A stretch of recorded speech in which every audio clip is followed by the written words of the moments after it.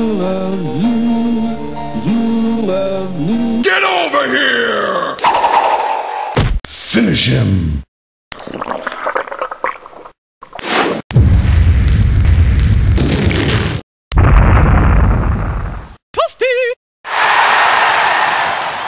Scorpion wins.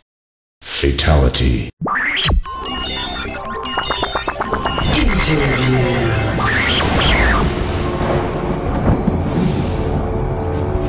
My name is Boon. I am the project lead for the Mortal Kombat series.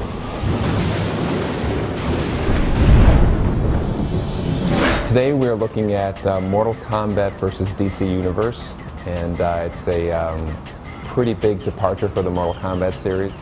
We really wanted to do something dramatically different for the first introduction of Mortal Kombat on the next generation systems, where I've always wanted to mix Mortal Kombat with something, you know, other fighting series, other stories on the universes, and the opportunity to do a DC tie-in with us came, and you know, so we were very intrigued. The story mode in our game is actually two different perspectives that you have. And so from the Mortal Kombat side, there's a story that takes place in the Mortal Kombat world, and it's the invasion of the DC characters. And from the DC side, it's the DC world and the invasion of the Mortal Kombat characters. Right now we're looking at it from the perspective of some cataclysmic event happens. It causes kind of like a merger of the worlds, and that merger of the worlds creates a lot of really weird circumstances and a lot of real unpredictable kind of events. You see DC characters all of a sudden being confronted by a Mortal Kombat character and vice versa. We really wanted to keep it authentic and keep, you know, the DC fans, you know, kind of stay true to that thing. And so we hired two writers from the DC world, Jimmy Palmiotti and Justin Gray, and they helped us kind of craft the whole story to explain, you know, how their characters would react and what they would do in circumstances where they run into these, you know, weird people from Outworld. How do you get somebody like Superman to fight against someone like Sub-Zero and have it be a fair fight?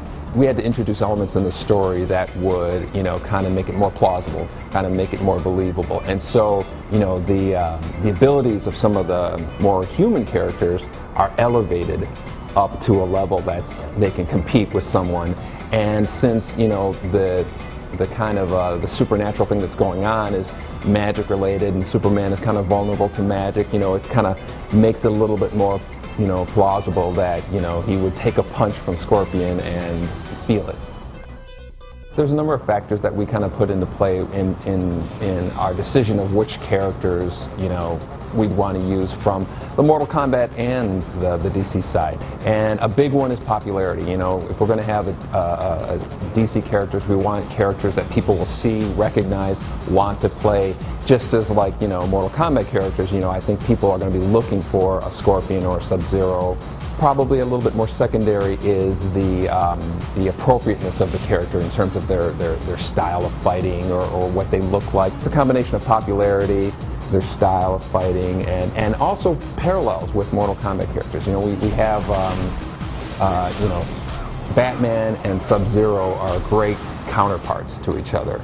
And so we kind of went down the Mortal Kombat list and said, you know, who's the equivalent of Scorpion? You know, okay, let's pick that guy, and visually and in special moves.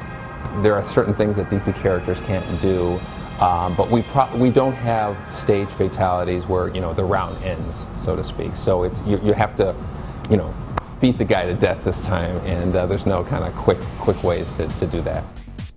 The first four characters we can talk about are two from the DC universe and two from the Mortal Kombat universe. Scorpion and Sub-Zero, obviously, I don't think we'd ever have a Mortal Kombat game without those two characters. And Batman and Superman are from the DC side. You know, they introduced an interesting challenge because Superman is so, you know, kind of all-powerful. Batman is a little bit more like, you know, the Mortal Kombat characters, martial arts and whatnot. And mixing the two together has been a pretty interesting challenge. We don't feel like we're making a DC game. We're making what if Mortal Kombat and DC were mixed together. With the introduction of some of the DC characters with these kind of outrageous, you know, super moves, you know, you think of Superman and, you know, he's got just, you know, if for him to just kind of go jab, jab, punch, punch, punch, it's going to be kind of boring. So, you know, we have big, massive events that occur, you know.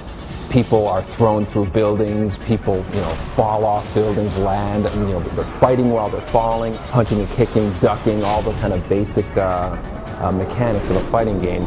But we're also interjecting these kind of outrageous moves. We want the gameplay to continue, so you're fighting as you're going down. While you're falling down, you have a different fighting mechanic, because obviously you can't duck when you're in the air, you can't jump when you're in the air.